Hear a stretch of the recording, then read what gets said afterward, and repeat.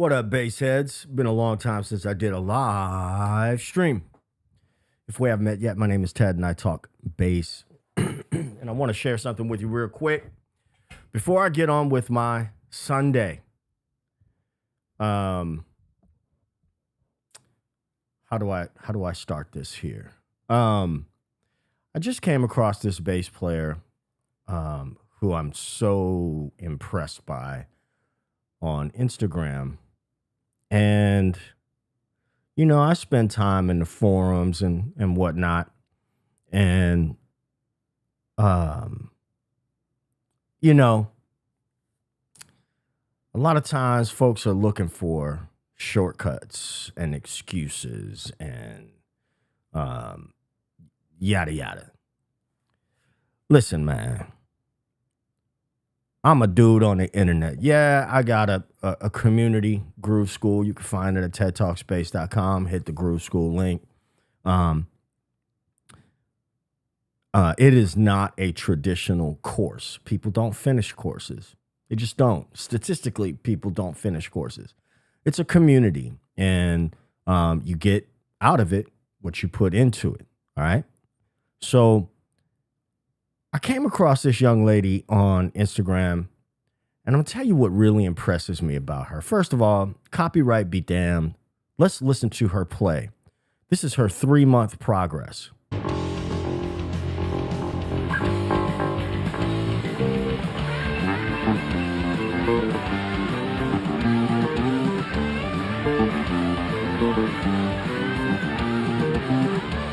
This is her 3-month progress. And I said, this woman is going to be on the cover of bass magazines. Give it a year or two. Give it a year or two. If she wants to, somebody's going to pick her up. She's going to be on the road, all that. Right? Great head of hair, too. Like she's born in the wrong decade. But one of the comments,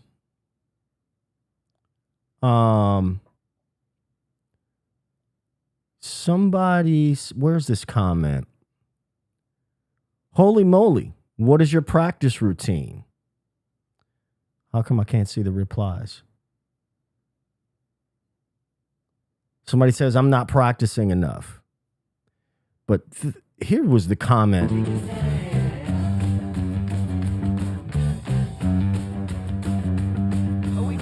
She's killing. Here was the comment that where is the doggone comment?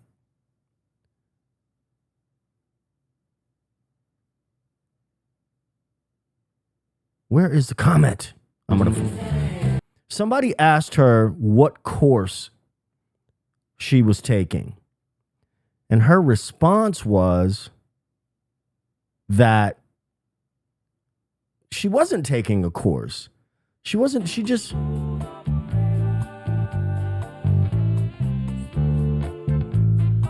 just found stuff that she liked and she started playing. You know, like,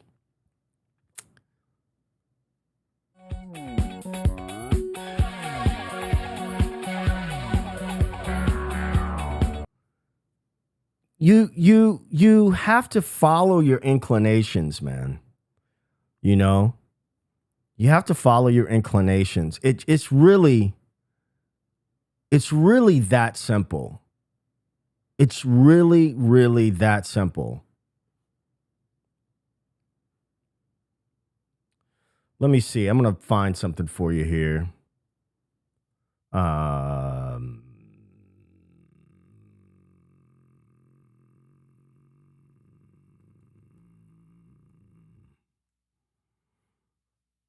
This is something I put together that is based on Robert Greene's book, Mastery.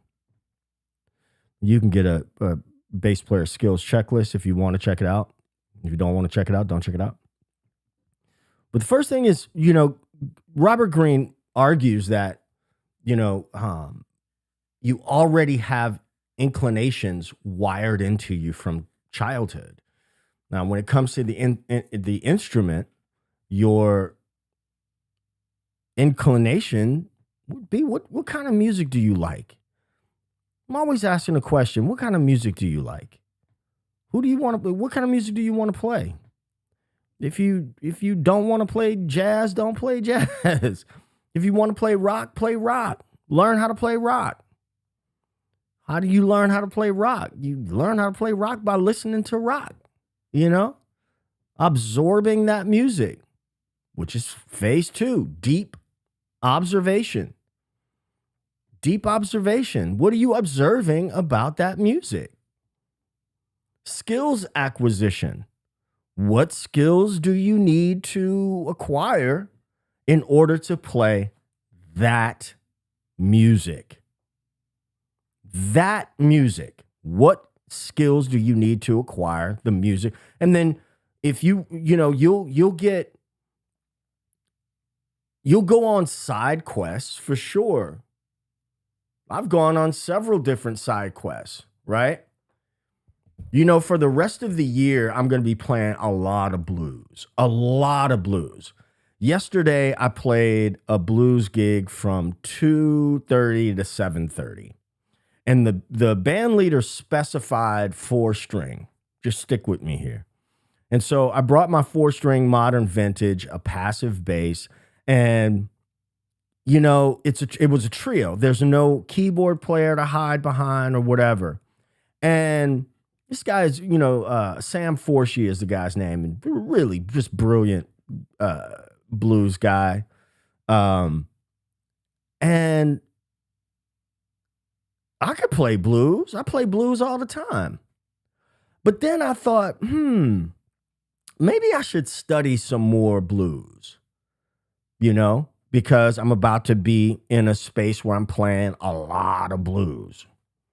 And maybe I should study some more blues, My boy, George Farmer, I remember when he was doing the Ain't Too Proud musical when they were first starting that off. And I was auditing the book because I was gonna sub for him, but I remember him studying for this gig, and we were talking about his prep for that, and he was studying James Jamerson. He was on a strict James Jamerson diet, and everything else was out the window. It was a strict James Jamerson diet, right? If you want to study Willie Weeks, man, what are the tunes? What are the landmark tunes that you need to study to get that Willie Weeks vocabulary? And I think most people would say that Donny Hathaway Live at the Bitter End is going to be the Bible that you start off with for Willie Weeks' plan. Right? And there we are at phase 4. Absorb the mentor. Absorb the mentor. Find some, and this doesn't have to be somebody that you know, right? It could be somebody that you don't know. When I was growing up, I was into Prince. I'm still into Prince, but that was my bag. That was my real bag. And it was such a heavy bag that when I was 17, I was recruited to play in a band called the City News Band in New Orleans. And I was learning about getting in the van and going on the road and, playing regionally. And, the band, I got fired from that group. But the band leader, when he fired me, he was like, man, you got to listen to something besides Prince, So there was another side quest. I think there's a tiny bit of frustration in my voice because, when I, you could listen to somebody like with all of the excuses, and it's like, yo, either you want to do it or not, either you want to play or you don't want to play. But looking at YouTube all the time ain't gonna do it for you. You know what I mean? And not having an inventory of what you actually want to play, it's not going to do it for you, period. And so it's not my fault. It's not SBL's fault. It's not Bass Buzz's fault. It's not, it's not your private teacher at Guitar Center or in your neighborhood. It's not their fault.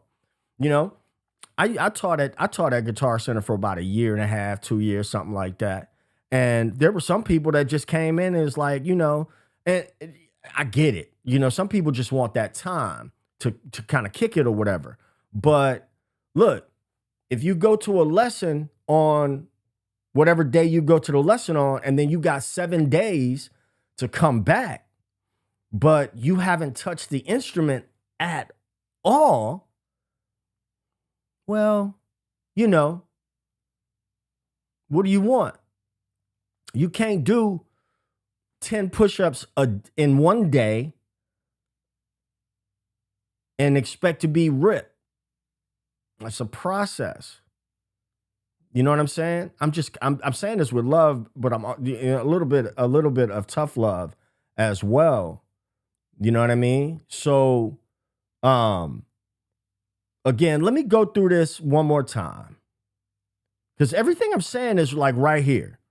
And I said, on this landing page, it's how to actually master bass. But again, this is skills acquisition from anywhere. And I really, for any topic or any skill set, and I really recommend the book Mastery by Robert Greene. There's another book called Deliberate Practice. Deliberate Practice that I also think that you should check out. But the 6 phases: find your sound. Right now, I'll let you check out, this is at TEDtalksBass.com/bass mastery roadmap. You can check it out. Find your sound. What sounds are you drawn to? Right? Then you go to deep observation, observing that sound. Then what skills do you need to acquire for that? For that. I started playing the bass guitar in 1983, and there are still things about this instrument that I do not know. And there are some things that are not priority for me to know. I don't need to know two-handed tapping because that's not something that I'm interested in, and it is not something that shows up in my professional life at all, right? So I don't waste any time doing that, I'm going to be 60 years old in 4 years. There's, there's some things that I was like, what do I need to know that is in line with my inclinations and in line with what I care to do or what I need to do to make a living? Ariel Spitzer says you also can't practice for 10 hours a day while soaking mistakes. Precisely. Can't do it. Can't do it. Can't do it. Can't do it. But you have to be honest with yourself. You have to be, I came up in a time where, teachers were kind of hardcore. They could be hardcore. So I don't think all that works for everybody. And in some ways it didn't really work for me. It worked for me on some levels, but I was kind of sensitive, so it did, more often it's sensitive and stubborn and all that. So more often than not, that really didn't jive with me. It did give me some tough skin, but if you take lessons with me privately, I'm gonna tell you, hey, listen. Don't bullshit me. And don't bullshit yourself.